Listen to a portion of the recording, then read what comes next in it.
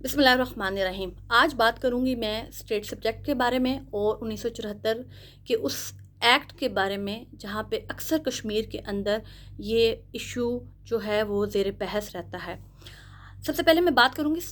State subject کے بارے میں۔ بہت سارے لوگ جو ہیں وہ اس کے بارے میں نہیں جانتے۔ آزاد کشمیر کے اندر ایک ایسا قانون ہے کہ وہاں پہ کوئی بھی غیر ریاستی جو شخص ہے وہاں پہ وہ زمین نہیں خرید سکتا،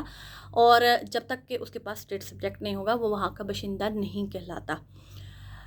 اور اسٹیٹ سبجیکٹ صرف انہی کو ملتا ہے جو وہاں پہ نسل در نسل وہاں پہ رہ رہے ہیں، یا وہاں جہاں پہ ان کی پیدائش ہوتی ہے، یا یہاں سے جو خواتین جو ہیں وہ شادی کر کے جاتی ہیں انہیں یہ اسٹیٹ سبجیکٹ دیا جاتا ہے۔ اس کا مطلب یہ ہے کہ کوئی بھی غیر ریاستی جو شخص ہے وہاں پہ وہ زمین نہیں خرید سکتا، وہاں پہ کاروبار نہیں کر سکتا۔ اور جب 1846 سے لے کے 1947 تک جو ہے وہ ڈوگرا راج وہاں پہ رہا، تو جو آخری جو ڈوگرا تھا جس کا نام ہری سنگھ تھا، اس نے یہ 1927 کو اسٹیٹ سبجیکٹ لگایا، کیونکہ اس وقت تو شاید وہ جانتا بھی نہیں تھا کہ ایک ملک جو ہے وہ وجود میں آئے گا، پاکستان جس کا نام ہوگا، اور یہ میری جو ایک ریاست ہے وہ ایک ڈسٹریبیوٹڈ ہو جائے گی، اور اس کا ایشو جو ہے وہ یونائٹڈ نیشن تک چلا جائے گا۔ اور آج آپ دیکھ لیں کہ آزاد کشمیر کے اندر یہ ابھی تک ویسا کا ویسا ہے اسٹیٹ سبجیکٹ، کوئی بھی غیر ریاستی شخص جو ہے وہاں پہ زمین نہیں خرید سکتا۔ لیکن وہیں پہ میں بات کروں گی 1974 کے ایکٹ کے بارے میں، کہ اکثر کشمیر اور جموں کے جو لوگ ہیں جو خود مختار کشمیر کے حامی ہیں، ان کی زبان سے آپ سنیں گے کہ 1974 کا جو آئین ہے اس کا خاتمہ کر دیا جائے۔ یہ وہ آئین ہے جس کا خاتمہ جو ہے لیجسلیشن اسمبلی کے نہ تو ممبران کر سکتے ہیں، نہ پرائم منسٹر، نہ پریزیڈنٹ، اور نہ ہی کوئی ڈپٹی اسپیکر کر سکتا ہے۔ یہ وہ معاہدہ ہے یا وہ آئین ہے جو کہ ایک پرومس آپ اس کو کہہ سکتے ہیں کہ کشمیر کے لوگ جب بھی وہاں پہ ایم ایل ایز یعنی کہ ممبر آف لیجسلیشن اسمبلی میں اپوائنٹ ہو کے آئیں گے، چاہے وہ ووٹ کے ذریعے آئیں، چاہے وہ الیکٹ ہو کے آئیں، چاہے وہ کسی بھی طریقے سے وہاں پہ اسمبلی کے ممبر بنیں، یا وہ کسی بھی عہدے پہ آئیں، تو ان کو پاکستان کے ساتھ یہ پرومس کرنا پڑتا ہے کہ ہم جو ہے جب بھی ریفرینڈم ہوگا تو ہم الحاق پاکستان کریں گے۔ بہت سارے خود مختار کشمیر کے حامیوں کو یہ تکلیف ہے، کیونکہ وہ خود مختار کشمیر کی بات کرتے ہیں اور وہ الحاق پاکستان کا وعدہ نہیں پاکستان کے ساتھ کرتے۔ لیکن ان کا ایک لیڈر جو مقبول بٹ شہید جس کو ہم لوگ کہتے ہیں، انہوں نے 1975 میں اسی آئین کے اوپر دستخط کر کے یہاں پہ جو ہے وہ ایک سیٹس لڑی تھی، جو کہ وہ ہار بھی گئے تھے۔ لیکن بتانا یہ چاہتی ہوں کہ خود مختار کشمیریوں کا جو ہیڈ ہے وہ بھی الیکشن لڑ چکا ہے اسی کے اوپر، لہٰذا آپ منکر نہیں ہو سکتے۔ آج موازنہ کرنا چاہتی ہوں 1927 کے اسٹیٹ سبجیکٹ کے بارے میں اور 1974 کا جو یہ آئین ہے یہ آپ کو کیا کیا کہتا ہے۔ 1974 کے اگر آپ آئین کو دیکھیں،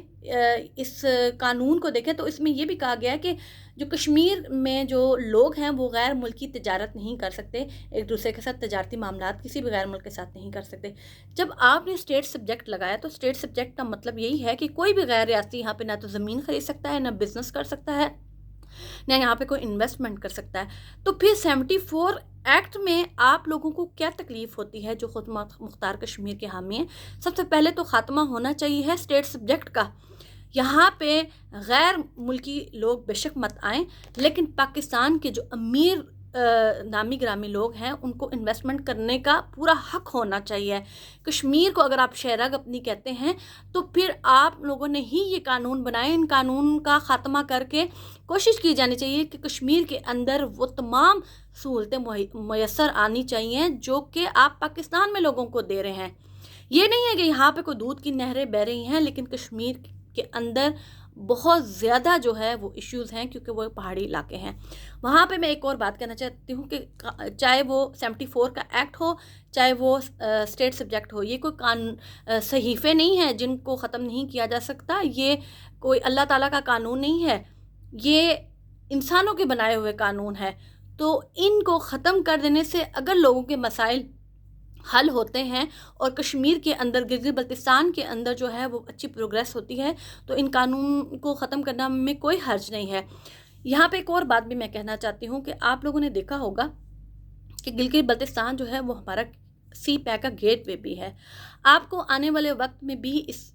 تمام جتنی بھی آپ نے آئین اور قانون سازیاں کی ہیں ان میں تبدیلی تو لانی ہوگی۔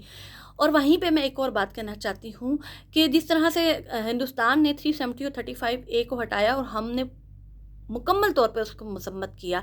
लेकिन उनका जो नज़रिया है, उनकी जो सोच है वो हिंदूत्वा सोच है, और वो मुसलमानों का ख़ात्मा करके सिर्फ हिंदूइज़्म को प्रमोट करना चाहते हैं। जबकि कश्मीर जो आज़ाद कश्मीर है उसके अंदर से स्टेट सब्जेक्ट का ख़ात्मा इसलिए किया जाए कि यहाँ पे लोग इन्वेस्टमेंट लेकर आए, और मुसलमान हैं हम लोग, हम पाकिस्तान के लोग भी मुसलमान हैं, और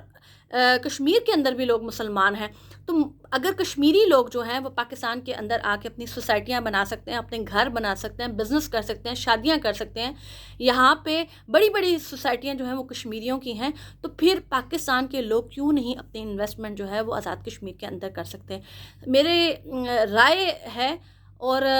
हर शख्स को अपनी ओपिनियन देने का हक़ है, आप इसके बारे में सोच भी सकते हैं। ये जब कुछ जो हमारे पॉलिटिशियन हैं जो चीखो पुकार करते हैं, नहीं अगर ये स्टेट सब्जेक्ट ख़त्म हुआ या इसको सूबा बनाने की कोशिश की गई या ये होगा तो हम ये कर देंगे, हम खून की नदियाँ बहा देंगे। तो मैं सिर्फ एक बात कहना चाहती हूँ कि जब